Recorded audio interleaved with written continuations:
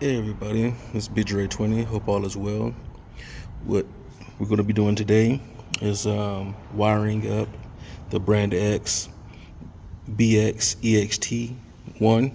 This is the external voltage regulator. Just going to show you guys how I wired it up to get it to work for my application. In my previous videos, I stated that I went from internally regulated to externally regulated, and this is for this very reason, for my audio system. I'm going to show the steps that I went about getting this done. Right now, everything's just kind of thrown together. This is not how it's going to be.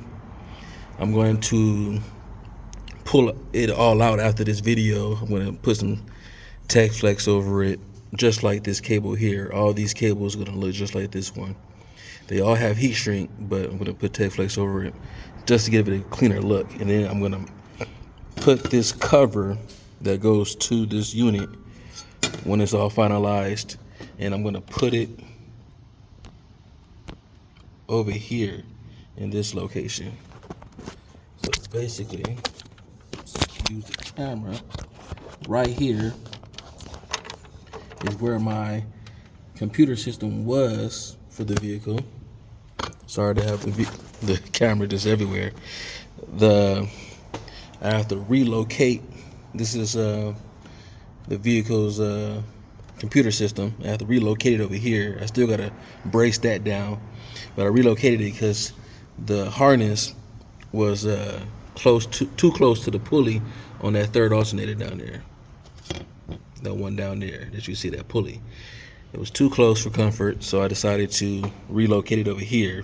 So I'm going to relocate this there. Now you can mount these external regulators inside the vehicle as well, but I figured to keep the cables and everything real close, I'm going to just wire it outside under the hood. Now with that being said, first and foremost, what I did was I made sure I hooked up a relay. This is the part number here, V23234-B1001-X004.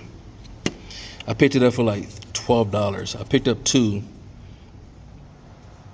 and this is how it looks.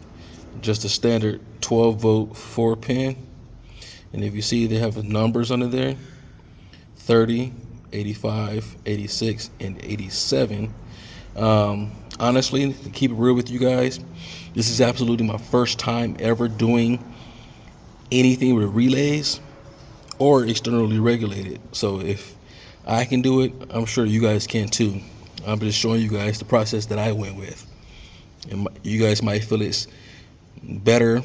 It might be better routes than this, but this is the route that I went. So I wrote down what the 4-pin relay, where everything goes.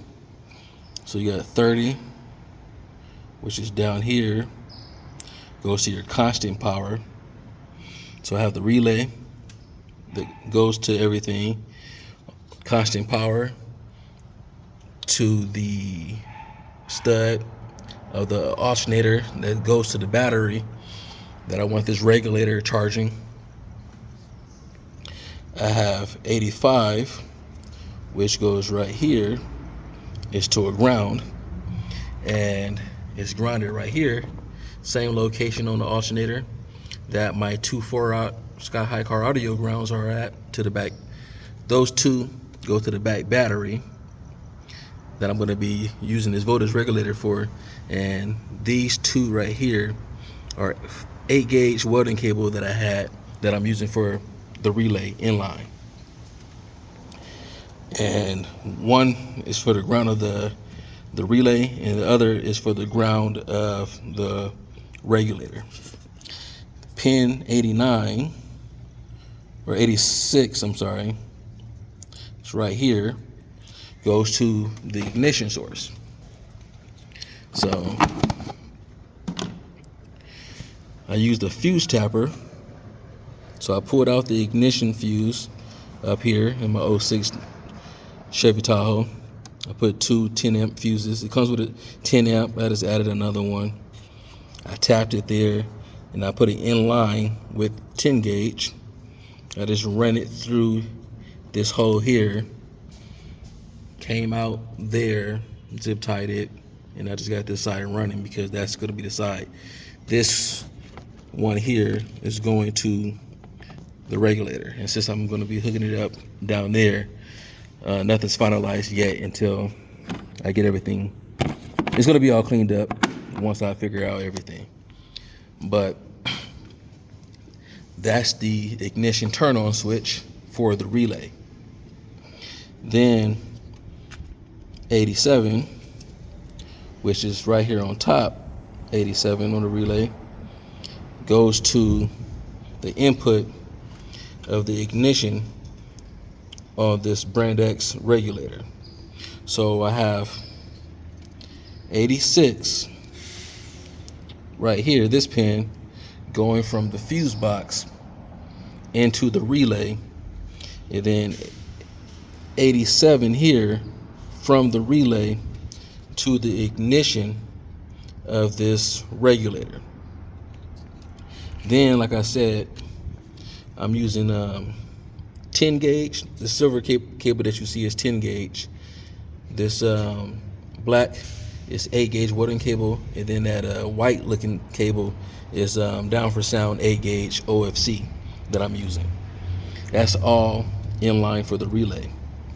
Then here, as you see, the ignition from the relay to the ignition of the voltage regulator, the ground here, which is grounded there to my alternator. I'm pretty sure you guys can find different locations. As long as it's grounded, it should work just fine.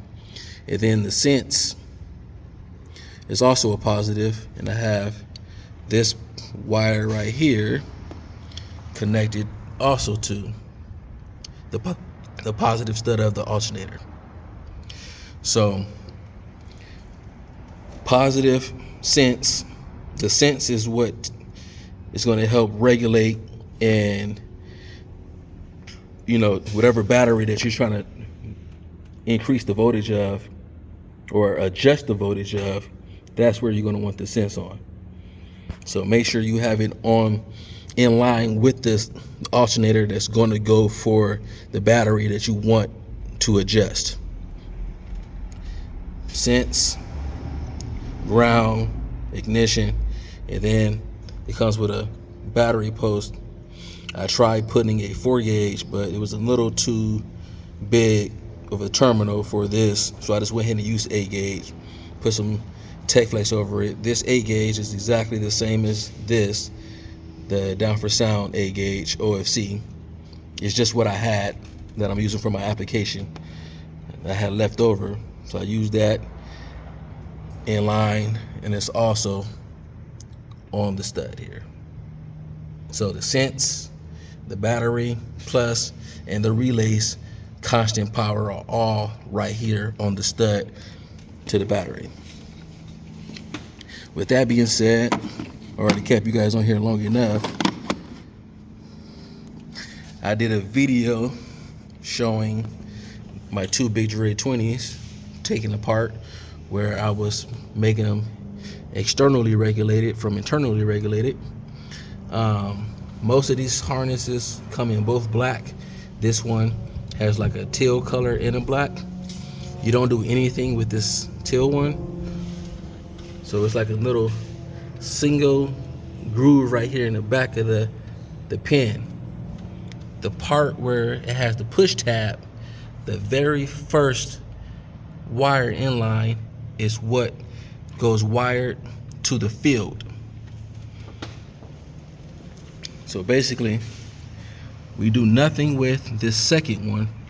I'm just going to cut this off. Like I said, nothing's finalized yet.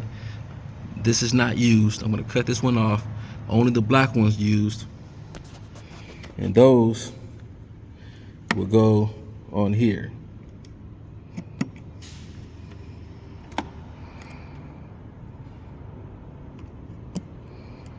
Just like that.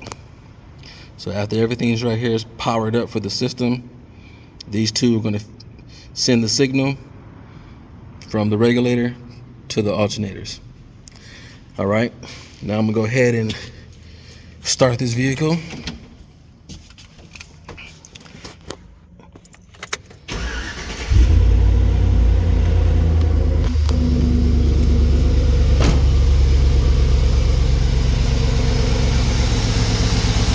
Now that the vehicle is running, you see the light is on right here. That shows that we got power, but there's nothing going on here on the modules that goes to the alternators. I also decided to put the negative and positive in my cables here that go to the back battery.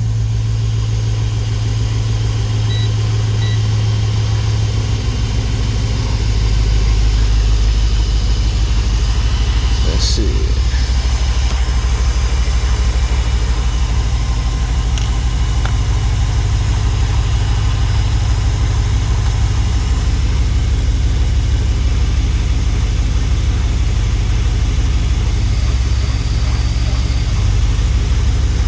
See what's going on my voltage, because it should be telling us what the voltage is right now, but it's not. There it is, just loose. So right now it's at 16.41 volts, but I'm going to show you guys that it's working.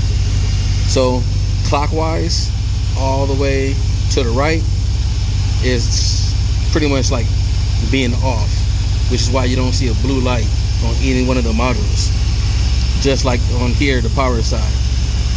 But if you go to the left, counterclockwise,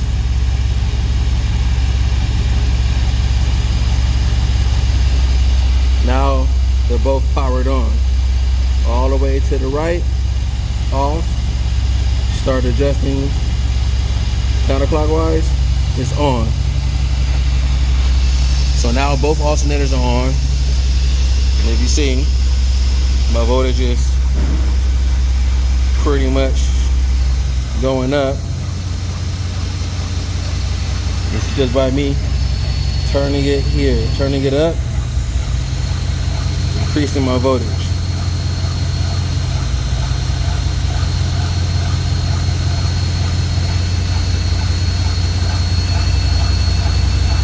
I don't want it to get too high, so I'm gonna turn it down. And as you see, it's starting to go down just by me turning it. And if I want my voltage to go up, I turn it back counterclockwise.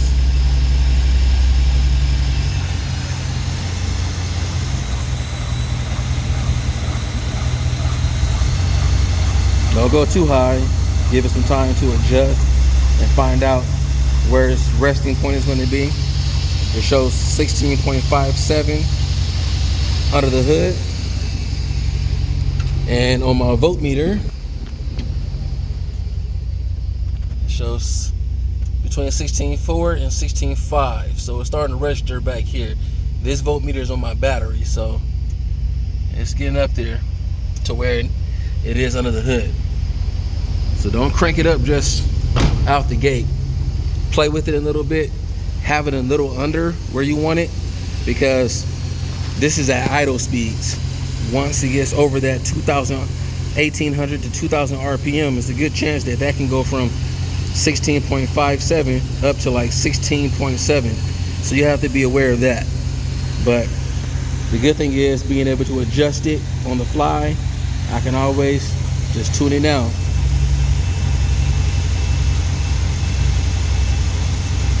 But alright, you guys, sorry to keep you guys on here so long. This is what it is. Was able to get it going, like I said, all the way clockwise. It's not going to be powered on.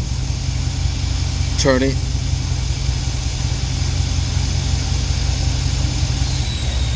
And there we go, we got power charging.